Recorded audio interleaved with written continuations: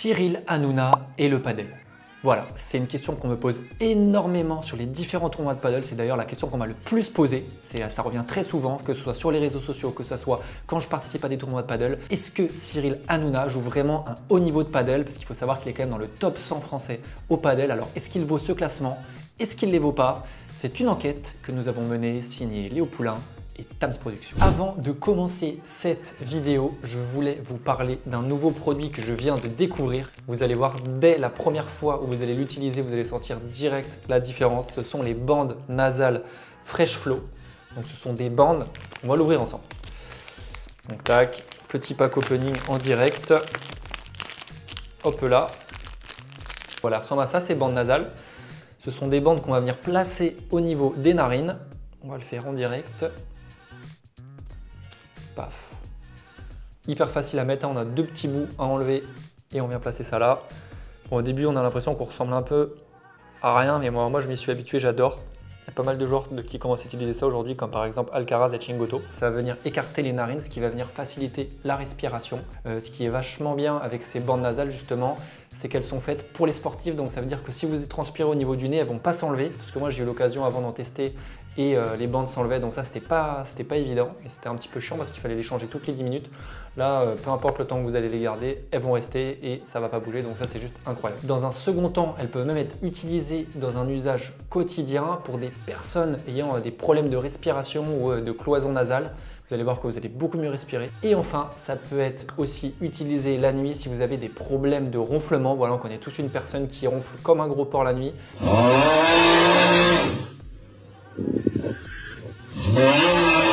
Mettez ça et vous verrez que ça vous fera un grand bien. Donc vraiment, je recommande à 1000%. Je surkiffe ce produit, vous me verrez beaucoup jouer avec maintenant lors de mes tournois.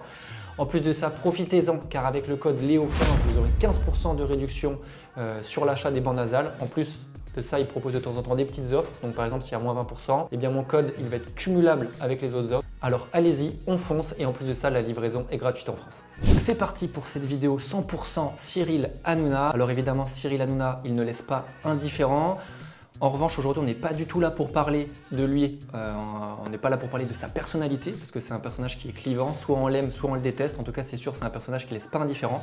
Aujourd'hui, on est là pour analyser son niveau de padel, car comme je disais en début de vidéo, c'est complètement fou. Dès que je rencontre quelqu'un, dès que je suis à un repas de famille, dès que je vais à un tournoi de padel, la première question qu'on pose à chaque fois, c'est est-ce que Cyril Hanouna il est bon? Est-ce qu'il joue bien? On peut voir aussi beaucoup de vidéos de lui en train de jouer au padel qui passent sur les réseaux sociaux. Donc voilà, c'est une question qui est intéressante et aujourd'hui j'ai décidé de vous y répondre en étant le plus objectif possible. Je ne suis pas là pour prendre de position par rapport à sa personnalité. De toute façon, vous ne me verrez jamais prendre position par rapport à telle ou telle personne. Là aujourd'hui, on est là pour parler de son niveau de jeu en tant que tel. Et on a décidé de faire une analyse ensemble.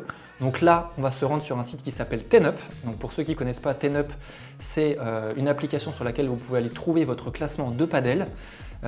Il se trouve que sur cette application, on peut faire une recherche de joueurs. Donc je vais taper Cyril Hanouna, on va voir ce qui apparaît. Parce qu'attention, il y a certains joueurs qui peuvent décider de se mettre en fantôme pour pas qu'on puisse voir leur palmarès. Donc voilà, bon, généralement c'est assez rare les personnes en fantôme. Donc on espère que Cyril Hanouna n'est pas en fantôme. Allez, on va faire cette recherche ensemble. Et donc voilà, c'est parti, je me suis connecté à mon compte. Donc là, pour l'instant, on est sur le mien, vous voyez. Bon, pour rappel, pour ceux qui ne suivent pas forcément l'aventure, là aujourd'hui, on parle de Cyril Hanouna, mais on a pour objectif de rentrer, enfin j'ai pour objectif de rentrer dans le top 100 français au padel. Et là, vous pouvez voir meilleur classement 109, actuellement 120. Donc là, en ce moment, c'est un petit peu la chute libre. Mais ce n'est pas le sujet de la vidéo. Donc, est-ce que notre ami Cyril est sur TenUp? Donc là, pour trouver un joueur très simple, vous allez dans Rechercher. Et ensuite, vous pouvez avoir un club, une compétition. Donc, si vous voulez faire des tournois, compétition, c'est top. Et là, du coup, c'est là ce qui nous intéresse, c'est un joueur. Il est présent. Première information déjà concernant Cyril, que je ne savais pas, 50 ans. Okay, donc, il est plus tout jeune, Cyril. Bon, c'est un bel âge. Hein, s'il y en a qui ont 50 ans ou plus et qui regardent cette vidéo, voilà. En tout cas, pour un sportif, 50 ans, c'est honorable. Et là, qu'est-ce qu'on voit? 98e joueur français actuellement. Et alors, il faut savoir que sur TenUp, on peut choisir nous-mêmes, on peut entre guillemets faire une évaluation sur notre niveau de jeu allant de 1 à 10. Donc pour ceux qui ne connaissent pas, niveau 1, ça va être niveau vraiment débutant chez débutant. Et niveau 10, voilà, bah alors là, c'est vraiment le summum du summum. Ça va être normalement tous ceux qui sont parmi le top 100 français. Donc bah là, on peut voir que Cyril, il est 98e. Donc bah, peut-être qu'effectivement, il vaut niveau 10. Très peu de joueurs en France à pouvoir mettre niveau 10 aujourd'hui. Donc on va cliquer, vous allez voir qu'en cliquant, on va avoir beaucoup d'informations qui vont être très intéressantes dans notre petite enquête. Cyril Hanouna, première information, donc 98e joueur français. Meilleur classement 56. Voilà, 56, ça commence à vraiment être très costaud. Hein. Honnêtement, personnellement, quand je joue à ces classements-là sous les tournois, en ce moment, je prends des belles petites branlées. Donc on commence à vraiment plutôt très bien jouer au padel. Tennis, il y a également le classement de tennis, c'est important, c'est intéressant de savoir ça quand même parce que généralement quand on a été un bon joueur de tennis, on va avoir plus de facilité pour jouer au padel. Donc voilà, il y en a certains qui n'aiment pas qu'on lie les deux sports, mais c'est indéniable qu'on a été un bon joueur de tennis, vous allez voir qu'on progresse beaucoup plus facilement. C'est deux sports qui se ressemblent énormément. Et d'ailleurs, il n'y a pas de secret, hein, beaucoup des joueurs du top 100 français ont eu un très bon classement au tennis. Donc Cyril Hanouna, classement actuel 30 au tennis, mais meilleur classement 15-3. Là au niveau de la pratique, vous allez pouvoir voir qu'on va retrouver des informations très intéressantes. Donc pratique principale, le paddle comme on le disait juste avant, niveau de paddle 10, voilà, donc c'est lui qui a décidé de se mettre 10, donc il s'est noté 10 sur 10, ok, honorable. Latéralité droitier, donc là ça va plutôt être la main, donc voilà il est droitier Cyril. Coup favori le smash, c'est vrai que pour l'avoir joué il aime beaucoup taper dans les balles et vous allez voir quand dans la suite de la vidéo justement on va faire une analyse d'un match de Cyril où notamment on a pu l'affronter avec mon partenaire pour voir quelles sont ses qualités et ses défauts. Type de jeu, joueur de gauche. Ouais, Cyril il joue à gauche parce qu'il aime bien toucher un maximum de balles. Pratique secondaire, le tennis, type de revers à une main et la surface. Bon voilà, là on n'apprend pas grand chose honnêtement, mais c'est bien, ça permet un petit peu déjà de dessiner le profil de joueur. Et donc là intéressant, vous allez pouvoir cliquer sur bilan classement, ok. Et vous allez voir que là, il va y avoir des choses très intéressantes qui vont apparaître. Donc voilà, donc là, bilan classement, chose très intéressante, on peut voir qu'aujourd'hui, il est classé 98e joueur français. Donc là, on va avoir des infos très intéressantes parce qu'on va avoir le classement mois par mois parce qu'il faut savoir que le classement de paddle change tous les premiers mardis du mois sur les 12 derniers mois glissants. Donc là, par exemple, on est, imaginons qu'on soit le 12 mai. Okay, donc ça va prendre nos 12 derniers meilleurs tournois d'avril de l'année dernière à l'avril de cette année. Donc il faut essayer de faire les meilleurs résultats possibles, les 12 meilleurs résultats possibles sur 12 mois glissants. Et là on peut voir justement sur ce classement de mai que Cyril a perdu 6 places. Donc là aujourd'hui il est 98e joueur français. Et pour rappel, quand il a lancé son aventure paddle il y a un petit moment déjà, il avait pour objectif de rentrer dans le top 100 français. Donc c'est exactement le même objectif que nous, il avait pour objectif de rentrer dans le top 100 et visiblement il a atteint cet objectif puisqu'aujourd'hui il est 98e et comme on a pu voir précédemment, il a même été 56e joueur français. Et il comptabilise un total de 7330 points. Donc les points, comment on les gagne? Donc, comme je vous disais, ça prend en compte les 12 derniers meilleurs tournois. Et il existe différentes catégories de tournois. Les tournois les plus durs à remporter sont les P2000 qui rapportent 2000 points. Donc là, pour les gagner, il faut vraiment avoir un niveau de jeu stratosphérique. Ensuite, on va avoir les P1500, les P1000, les P500, les P250, les P100, les P25 et avant les P amicaux. Donc voilà, ça on s'en fout, ça ne rapporte pas de points. Et également quelque chose qui rapporte énormément de points, c'est les championnats par équipe qui rapportaient énormément de points. En plus de ça, ce qui compte, c'est vraiment l'équipe, quoi. Si par exemple, vous êtes, il y a le droit à 8 joueurs par équipe.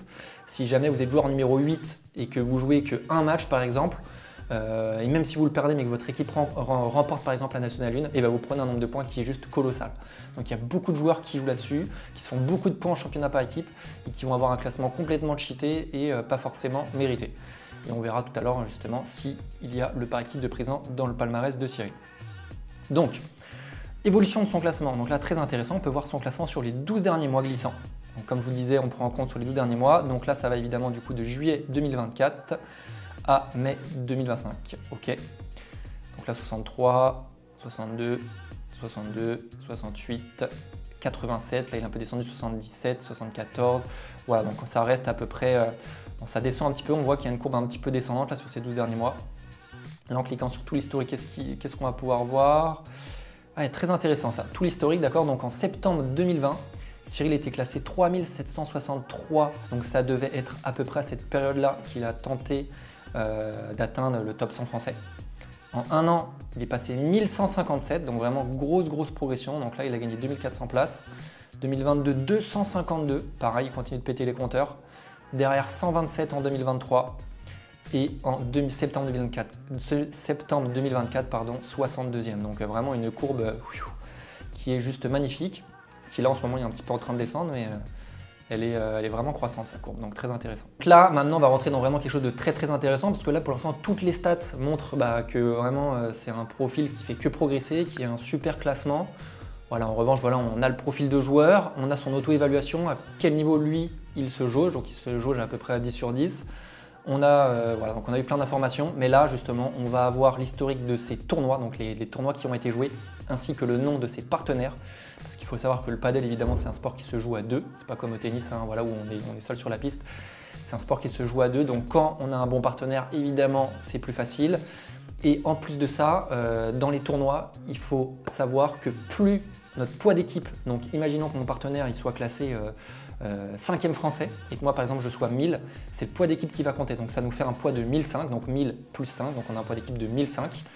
Et ce poids-là va nous faire partir vraiment de très loin dans les tournois, si jamais le poids est intéressant. Donc plus on va jouer avec un bon joueur, un joueur entre guillemets complètement cheaté, plus on va partir de loin et plus on va gagner des points facilement.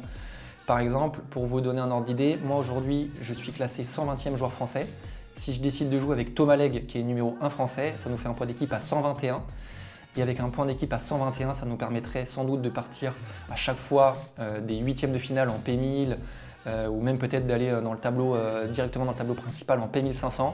Ce qui fait que dès le début, même sans gagner le moindre match, je vais gagner des points. Donc voilà, c'est hyper avantageux d'avoir un bon partenaire. C'est un petit peu aujourd'hui la lacune de ce sport, c'est que voilà, si on joue avec un bon partenaire, on monte vraiment hyper rapidement au classement. Mais personne évidemment. Généralement, nous, les joueurs de padel, on est intéressés pour jouer avec des joueurs de notre niveau ou meilleur. Donc quelqu'un qui est largement meilleur va refuser de jouer avec nous, sauf s'il a quelque chose à gagner. Donc ça commence de son meilleur tournoi à son tournoi le moins bon. Okay, donc son meilleur tournoi, P1500, épreuve par équipe. Donc c'est ce que je vous disais juste avant. Donc là, on peut voir qu'il a ce fameux championnat. Donc c'est la N1, c'est ce qui rapporte le plus de points. Jusqu'à l'année dernière, ça rapportait 2000 points au plus. J'ai plus le nombre de points exact. Et là, à partir de cette année, justement, c'était 1500 points parce que c'est hyper cheaté de base. Et voilà, déjà 1500 points. Comme je vous disais, imaginez vous êtes joueur numéro 8 ou 7 de l'équipe, vous faites juste un match que vous perdez, vous repartez avec les points. Donc c'est complètement du grand n'importe quoi. Et là, on peut voir justement qu'en N1, Cyril Hanouna, il a pris 1125 points et qu'ils ont fini 3e avec une équipe voilà, avec des gros joueurs. Ok, donc voilà, donc déjà il y a les points de la nationale. Donc ça, c'est des points entre guillemets gratuits. Ensuite, il y a un P1500 avec Victor Zapata, avec Théo Zapata. Pour ceux qui ne le connaissent pas, un joueur qui a été entre la 30e et la 40e place mondiale, espagnol, qui, pour vous donner un ordre d'idée, aujourd'hui le numéro 1 français est à peu près à la 100e place mondiale. Zapata actuellement doit être entre la 40 et la 70e place mondiale, ce qui veut dire que Zapata est mieux classé que le numéro 1 français. Okay, donc ça veut dire que Cyril joue avec un mec mieux classé que le numéro 1 français. Et c'est vraiment des niveaux de jeu qui sont stratosphériques. Les mecs de base, ils jouent vraiment sur le circuit mondial. Ils ne jouent pas sur le circuit français. Ils n'ont rien à faire là, ils n'ont rien à y gagner. Sauf s'ils sont payés ou sauf s'ils veulent qu'on leur donne de la visibilité. Donc là, voilà, c'est le petit Chécos d'Hanouna qui a fait du bien. Donc là, ils finissent 11e avec 795 points de remportés. Ensuite, il y a le P1500 de Bandol avec Thomas Legge, donc j'en parlais juste avant. Thomas Legge, joueur numéro 1 français. Voilà, donc ils ont fini 14e, donc il prend 675 points. Ok.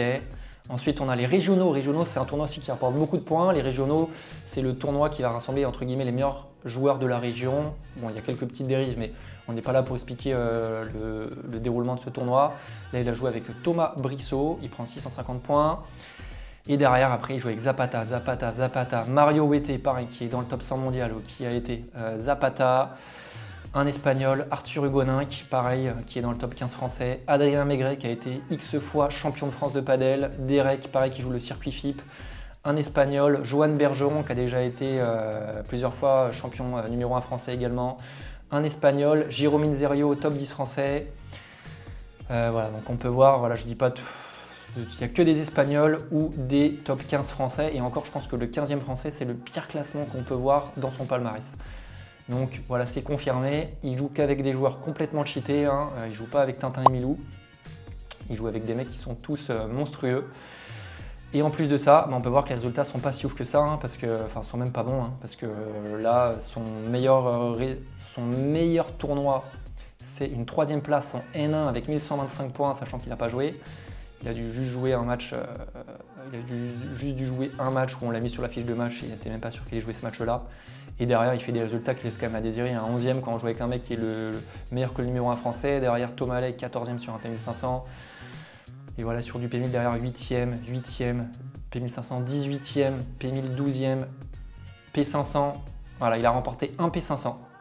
Pour la petite histoire, c'est le seul P500 qu'il a remporté sur les 4 dernières années. Donc voilà, en plus il a dû les gagner avec un Espagnol. Et après, voilà, mais si on va dans ces moins bons tournois, maintenant les tournois en rouge, donc avec Arthur Hugonin, 14e sur un P1000. Donc Arthur Hugonin, top 15 français. P1000, il finit 15e, 15e, 15e, 16e, 24, 16, 10, 16, 16. Donc voilà, c'est pas des bons résultats. Donc voilà, évidemment, pour ceux qui suivent Cyril Hanouna depuis qu'il est au padel, voilà, on va pas le cacher, il ne joue pas son classement, hein, c'est parce qu'il joue avec des mecs qui sont complètement cheatés. Il aligne également, évidemment, il met du budget, hein, c'est pour ça que ces joueurs viennent jouer avec lui, ils sont très bien payés pour venir jouer avec lui certains week-ends. Il y en a peut-être qui ne sont pas forcément intéressés par être payés, mais juste pour utiliser sa notoriété. Donc voilà pour l'analyse des tournois. Et enfin, pour finir sur le Ten-Up, donc son positionnement dans le classement. Aujourd'hui, on est 87 475 joueurs en compétition, donc ayant une licence. Et évidemment, du coup, il fait partie du top, voilà, il est dans le top 1%, hein, le Cyril, puisqu'il est 98e joueur français actuellement. Donc, pour conclure en tout cas sur ce Ten-Up, on peut voir que Cyril Hanouna, il a eu une très forte progression. Voilà, on peut voir que ça fait que monter le graphique, c'est légèrement en train de descendre en ce moment, mais ça reste un classement monstrueux. Derrière, au niveau de ses partenaires et de ses résultats en compétition, ça laisse totalement à désirer parce qu'il joue avec voilà, les meilleurs joueurs, certains des meilleurs joueurs mondiaux et que les meilleurs joueurs français. Donc les résultats ne sont pas à la hauteur par rapport à son classement en tout cas. Sur les différentes catégories de tournois, que ce soit en P500, en P1000, en P1500 ou en P2000. Donc maintenant, je vous propose d'aller avec moi. On va analyser ensemble, parce que j'ai eu l'occasion de jouer Cyril Hanouna sur un P1000 justement, et on va analyser ensemble un match où on a pu le voir jouer. Alors il faut juste prendre en compte que c'était un match de classement, donc Cyril il n'était pas forcément à fond. Et voilà, même s'il n'est pas à fond, on va essayer de voir un petit peu quels sont ses points forts et ses défauts. Allez, c'est parti pour l'analyse tactique justement sur ce P1000 de Narbonne. Bon voilà, il est en détente, hein. Cyril a vraiment survêt en haut, survêt en bas. À nous de servir. Donc là, on va vraiment uniquement se concentrer sur Cyril, qui commence avec une demi-volée de fond de cours qui finit chez les voisins. Ok, là, il me met un très très beau passing, ok, donc ça bloque très très bien une main. Belle qualité de main, comme on avait vu sur son Ten-Up, revers à une main. Tout de suite, il va prendre le filet. Tactiquement, il a fait ce qu'il fallait faire. Il a fait le passing, il vient au filet. Ok. Il récupère le filet grâce à un très bon lob. Là, d'ailleurs, vous pouvez observer qu'il joue avec Johan Bergeron, hein, qui a été champion de France, comme je vous le disais. Donc, ça corrèle un petit peu ce qu'on a dit tout à l'heure. Il joue que avec des bons partenaires. Et ils nous ont breaké d'entrée. Allez, derrière la volée, ça ne prend pas une bonne décision. Là, ça vient faire un smash qui va évidemment se faire contrer. Jamais de la vie, là, ça doit envoyer un smash à plat sur ce type de balle. Il faut plutôt essayer de venir mettre un petit peu d'effet. Là, ça revient trop et c'est trop facile à contrer. Ok, position d'attente de Cyril à la volée. Encore une fois, ça tape. Et c'est contré. Donc on peut voir vraiment, en tout cas en prise de décision, dès qu'il y a des balles un petit peu hautes à la volée, il va les éclater. Et pour l'instant, c'est contré à chaque fois, hein. Donc au niveau du jeu de jambes, là, il n'a pas forcément fait l'effort. Balle dans les pieds, bon choix. Il vient faire le lob, c'est excellent. Il a un jeu très très agressif, hein. On peut voir que chaque balle qu'il va toucher, il va très peu avoir de jeu léché, hein. Il va vraiment éclater toutes les balles, que ce soit à la volée ou tout ce qui va être jeu au-dessus de la tête. En revanche, tout ce qui est jeu défensif, pour l'instant, on peut voir qu'il n'y a pas du tout, ou en tout cas très peu de fléchissement au niveau des jambes, ce qui est quand même très important parce que le paddle, comme vous savez, c'est un sport qui passe avant tout par la défense. Même si là, il vient de nous faire un magnifique passing en chiquita, mais qui est très bien défendu. Et encore une fois, ça va taper, mais ça va sans doute se faire. Non, cette fois, c'est réussi. Ok, bien joué. C'est la bonne décision là. C'était balle courte, il fallait l'éclater celle-là. Beaucoup de nonchalance, hein, au niveau du jeu de jambes. C'était mis au bon endroit pour venir faire le contre. Enlever le pull, hein. On peut lui rajouter un point de classe quand même là. Ok, là derrière sa vibora, c'est intéressant. Généralement sur une vibora comme ça, il faut vraiment essayer de la prendre en repartant vers l'avant pour éviter de perdre le filet trop facilement. Et là, on peut voir que Cyril, derrière sa vibora, il reste au fond de cours. Donc ce qui montre encore une fois qu'il y a un bon petit travail au niveau de la préparation physique à faire. Après, encore une fois, je répète, voilà, Cyril, il a 50 ans, hein, donc c'est déjà très bien. J'aimerais bien à 50 ans bouger comme ça sur le terrain. Ouais, ça va se refaire contrer, la zone n'est pas bonne. Ouais, il abuse de l'attaque, hein. Donc là, c'est quelque chose qu'on peut retrouver justement sur des niveaux un petit peu, on va dire en P250, début P500. C'est à savoir attaquer les balles, mais se faire contrer. Et là, Cyril, on peut voir qu'il y a énormément d'attaques qui ne sont pas incisifs et il se fait contrer énormément. Donc il aurait plutôt intérêt à venir faire des vibrois, à venir faire travailler un petit peu plus l'adversaire. Là, ces choix-là, à bon niveau, évidemment, il va se faire contrer. Et en plus, là, c'est moi, hein, je dis bon niveau, je ne considère pas non plus comme un GOAT du padel. Hein, donc imaginez contre des très bons joueurs du top 100. Ouais, ça propose, dès qu'il y a des balles dans les pieds, ça ne propose pas grand-chose à la volée. Et il aurait fallu qu'il soit un petit peu plus proche du filet pour venir contrer cette balle. Bon alors, d'un point de vue global, déjà en reprenant un petit peu le score du match, nous on était mené 1-0, je peux vous dire qu'à 1-0 j'étais pas bien et finalement on l'emporte 9, hein, donc ça fait quand même du bien. On peut voir quand même qu'il a beaucoup de travail au niveau des jambes, il est très nonchalant au niveau des jambes, ça baisse très peu. Après, comme je vous le disais, on était quand même en match de classement. Donc en match de classement, évidemment, tout le monde met un petit peu moins de jambes, mais ça doit forcément démontrer des lacunes, donc un jeu de jambes à revisiter. Il est très raide souvent, donc il ne se baisse pas. Donc à mon avis, à chaque fois que les balles vont venir être très rasantes et venir rebondir contre la vitre, ça va être très compliqué pour lui de les défendre. Il doit être souvent pris de vitesse. Ensuite, par rapport à son positionnement sur le terrain, je le trouve plutôt bon en revanche. Dès que vous voyez, il y a une balle où on est en situation offensive où on peut faire péter la balle, on peut voir qu'il vient s'avancer pour essayer de venir faire un contre. Donc là-dessus, on peut voir quand même qu'il a de la pratique de paddle et que si jamais on loupe notre attaque, il est en capacité de la remettre. Donc je ne sais pas s'il pourra la contrer, mais en tout cas, il pourra la rattraper. Sur tout ce qui va être jeu à la volée et en smash, il se précipite beaucoup trop à mon goût. Il va venir taper beaucoup trop de balles, chercher des zones beaucoup trop compliquées. Et il faut savoir qu'au padel, le padel avant tout, c'est un jeu de construction où il faut faire se déplacer l'adversaire. Et à chaque fois, Cyril, c'est un petit peu trop brouillon. La moindre balle, il va essayer de créer une différence, alors que de temps en temps, il faut faire travailler ses adversaires. Donc voilà, sur TenUp, comme on disait, les résultats laissaient un petit peu à désirer. Donc voilà, ça se confirme un petit peu avec l'analyse tactique qui a été l'analyse tactique technique qui a été très rapide. Et donc finalement sur l'analyse technique tactique, en effet, c'est loin de jouer ce niveau, à savoir 98e joueur français. Il faut savoir qu'au tour d'avant, ils avaient pris 0 et 0 contre 2 joueurs ou 0 et 1 contre 2 joueurs qui étaient à peu près vers la 150e place française. Et pourtant, il joue avec Joanne Bergeron, hein, qui est quand même un monstre du padel, qui a été plusieurs fois champion de France. Et derrière, ils prennent 9-1 contre Tintin et Milou, hein, Léo et Clément.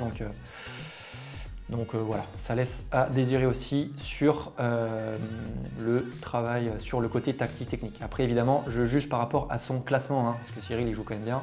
C'est par rapport à son classement qui est 90e joueur français. Il y a beaucoup de choses à revoir. Donc voilà, l'analyse technique, l'analyse TenUp également était très intéressante. Vous verrez qu'en fin de vidéo, je vous donnerai mon avis, mais qui ne tient qu'à moi, du classement réel que Cyril Hanouna joue.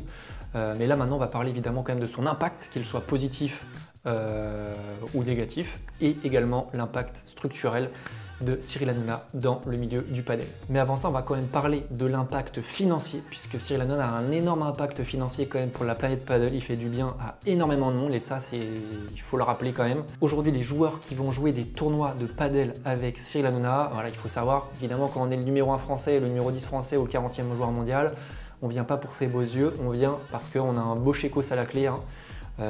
Voilà, les mecs, ils sont ultra bien payés pour venir jouer des tournois avec lui. C'est ce qui font qu'ils vont venir se déplacer. Donc ça leur fait énormément de bien parce qu'aujourd'hui, on est très peu à gagner notre vie grâce au padel.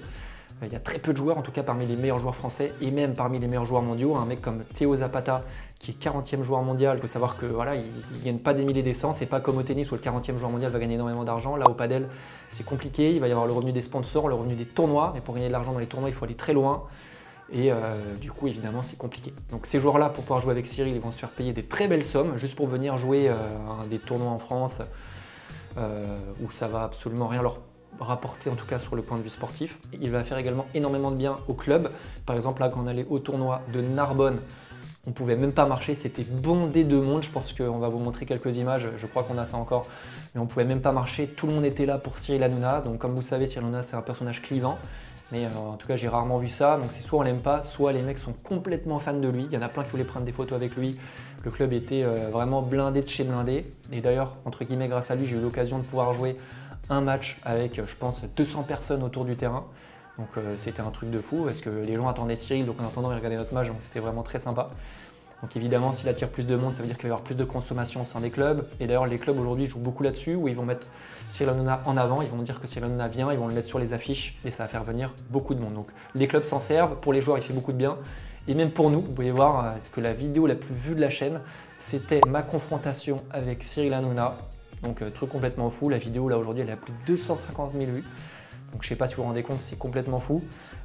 C'est vraiment la personne qui fait le plus cliquer dans la planète padel. Et il est également investisseur puisqu'il a des parts dans plusieurs clubs de padel. Il est complètement dingue de ce sport-là et je pense que c'est ça justement son gros kiff, c'est de pouvoir jouer à son sport préféré avec ce qui se fait de mieux en France. Donc pour lui, c'est un vrai kiff perso. Et également, au-delà de l'argent, ça apporte aussi un gros plus parce que peut-être, qui sait, il y a des joueurs qui ne prennent pas d'argent et ça va leur apporter de la visibilité justement pour se faire connaître. Parce que même, on peut voir que Cyril Hanouna plusieurs fois lors des plateaux de TPMP, bon, qui n'existent plus aujourd'hui, mais il a pu parler du padel. Il en parlait tout le temps. Il avait même fait venir Juan Lebron à l'époque, je me rappelle, sur le plateau. Donc c'était complètement dingue. Il faisait venir Zapata. Donc pour le développement du padel, c'est complètement fou. Et le padel est même présent aujourd'hui sur Canal+. Voilà.